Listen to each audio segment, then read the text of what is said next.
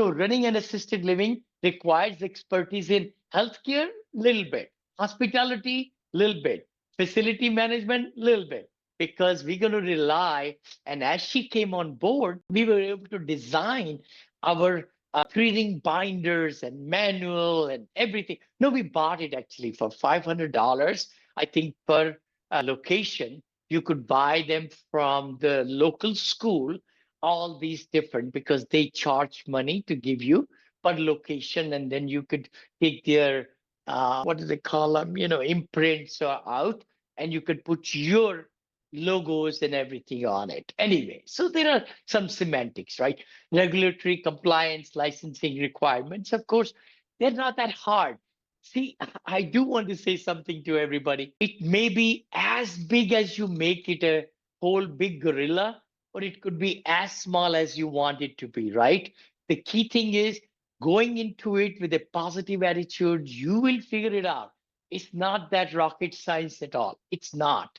Licensing process, it's very easy. Stringent regulations, so what? If you're doing everything right and making sure all the admissions are done right, prescriptions, all that, ongoing compliance is done by the community manager, and you also get the insurance. Aha, you take insurance on all the property separately and on the business, so that you are not, if some slip and fall happens, or any kind of things happen, it's all taken care of. So those are things, everybody will have to take into account.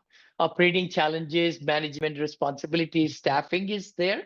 That's the biggest payroll, by the way, staffing, and of course, training. In our case, our, community manager, in your case too. Hopefully, you will work with one community manager and buy two or three. It's best to have 10, 10, 10. Like, we are trying to do a model where maybe even 4, 10, 10, 10, 10 are nearby, so that our community manager can oversee all four and run them nicely. Regulatory all this financial management, resident care coordination.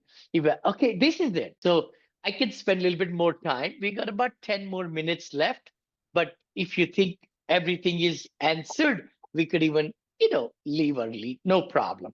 So assessing the financial viability of assisted living investments. So I would say you have to first learn about it a little bit, and which you will learn. Of course, you can learn from my this book, which is on Amazon, and I'll give you this free, by the way, right? End of the digital copy and the audio copy of this one.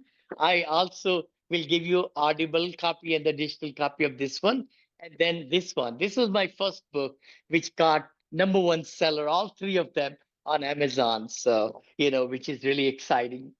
And I'm writing fourth one, by the way, on residential assisted living. That's my fourth book also. But let's talk about it. You have to evaluate the demand. You can't just start any location just like that. If you are looking into a location 2 hours away, 1 hour away, you do some research on the internet.